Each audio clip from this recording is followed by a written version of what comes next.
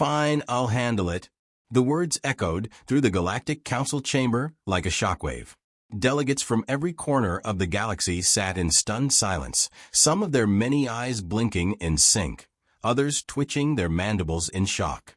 The council had gathered to discuss the human problem, an enigma that had puzzled, and, to be blunt, terrified the galaxy for years. Humans were odd. They didn't possess the brute strength of the Truic, nor the advanced weaponry of the Zarthans. Their ships were decent, but by no means cutting edge. And yet, somehow, these strange beings from a little blue planet continued to survive, even thrive, in situations that no other species could. The Council had decided to address the escalation on the human frontier, a series of raids and skirmishes that had gone unresolved for the past few months. The combined force of the Drax, Zarthans, and Truic empires had been poking, testing, and probing at human outposts, expecting an eventual retreat, some surrender, or at the very least a negotiation. But humans had never surrendered. A tall, thin alien with a gelatinous head who called himself Envoy Frix, representative of the Unified Alliance, broke the silence. "Captain Lyons," he hissed, his voice a thin whisper that somehow carried to every corner of the chamber. "Your species has repeatedly refused assistance, diplomacy, or compliance with Galactic Council protocols. Our suggestion, a diplomatic withdrawal." Captain Elias Lyons, standing alone and unarmed in the center of the room, chuckled. The sound was unsettling, a human laugh, something rarely heard by any member of the council. He clasped his hands behind his back, his stance relaxed yet steady. "Listen, you can call it what you want," Lyons said, his voice steady. "But where I'm from, when someone doesn't respect our borders, we don't talk, we don't call for help, we handle it. So, I'll make this real simple. We're done negotiating. You think we're weak? Fine. I'll show you what weak really looks like." Before anyone could respond, Lyons turned on his heel and walked out of the council chamber, leaving a stunned silence behind him. The humans had refused any further communication with the council, and a simple message was transmitted back to their home systems: stand down or prepare for consequences. It was, of course, ignored. In the following weeks, the galaxy braced for what they assumed would be a small conflict, easily quashed by the combined forces of the most advanced empires in existence. After all, the humans were outnumbered, outgunned, and strategically vulnerable. But what began as a confident foray into human territory quickly turned into a nightmare. It started small. Drax scout ships patrolling the outer rings of human territory disappeared. At first, the Drac High Command dismissed it as minor sabotage, maybe an issue with communication relays.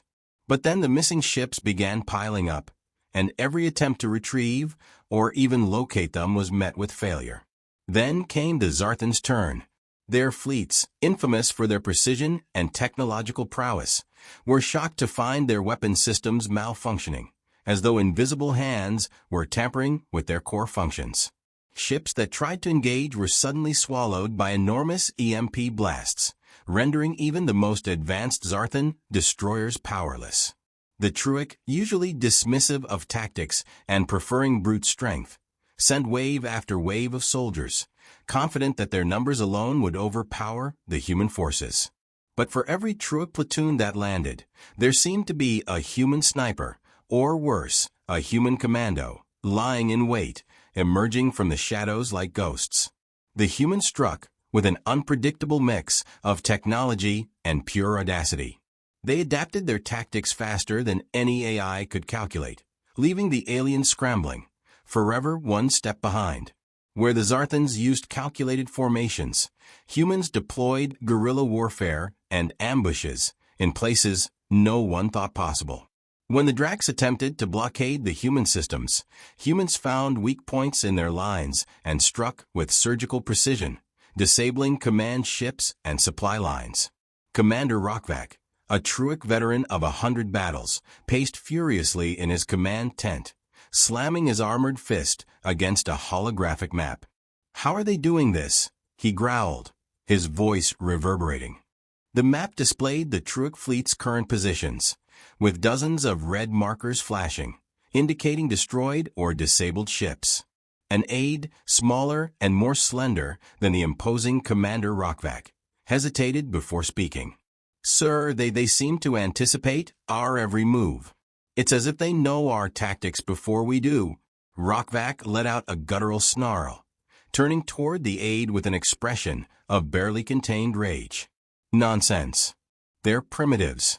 They shouldn't even have the capacity to comprehend Truic battle doctrines, let alone counter them.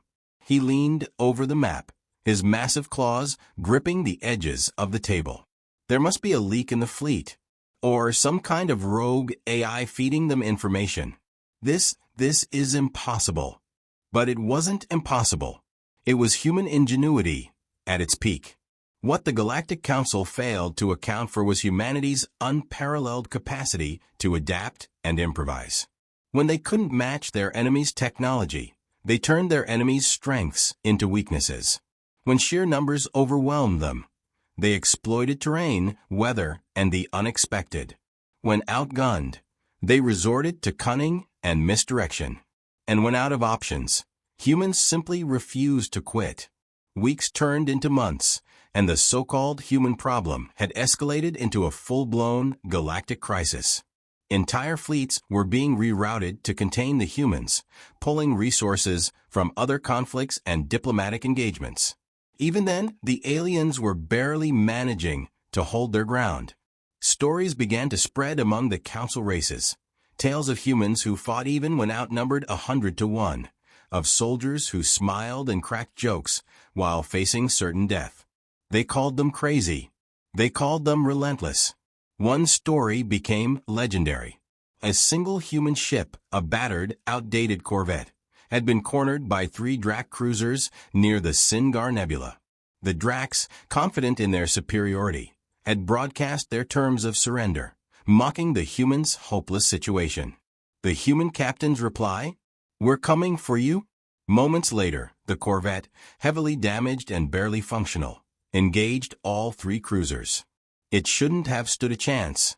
But somehow, using the nebula's interference and sheer audacity, the human ship not only escaped, but managed to cripple 2 of the cruisers in the process.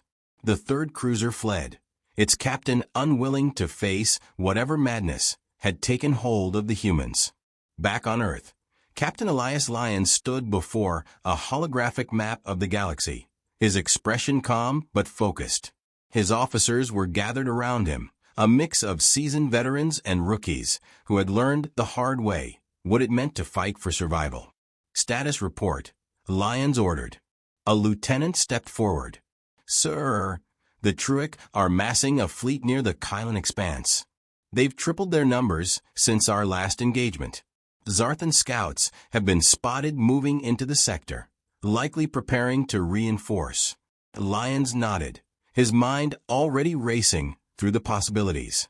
"And the Dracs?" "Still licking their wounds, sir. Intelligence suggests they're hesitant to commit more forces after the last fiasco." "Good," Lyons said, his voice steady. "We'll use that hesitation. Begin preparations for Operation Blackout. The Truic want to fight?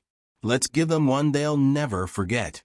The room erupted into action, officers and soldiers scrambling to their stations. Lyons watched them go, a small, almost imperceptible smile tugging at the corner of his lips. Humanity wasn't just surviving. They were winning. And in the process, they were redefining what it meant to be human. Far away, on the other side of the galaxy, the Galactic Council convened once more. The chamber, usually filled with confident debate and political posturing, was now a place of hushed whispers and unease. Envoy Fricks addressed the assembly, his gelatinous form quivering with frustration. "The humans," he began, "have defied every prediction, every calculation. Their actions are destabilizing the entire galaxy. We must decide, do we continue this war or seek another path?" A Zarthan delegate spoke, his metallic voice tinged with disdain. "They are an anomaly, an outlier. We simply need more time and resources to crush them." But a Drac general growled in response. "Time?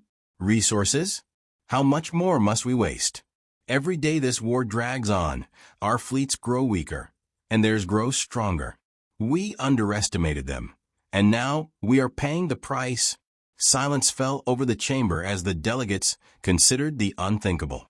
Could the Galactic Council, the most powerful entity in the known universe, actually lose to a species so young, so insignificant in their eyes? Back on Earth, Lion stood on the bridge of his flagship, gazing out at the stars. He knew the war was far from over. The galaxy might have underestimated humanity, but they wouldn't make that mistake again. It didn't matter. Humans had always been underestimated, and that was their greatest weapon. Set course for the Kylan expanse, Lions commanded. Let's show them what humans are made of.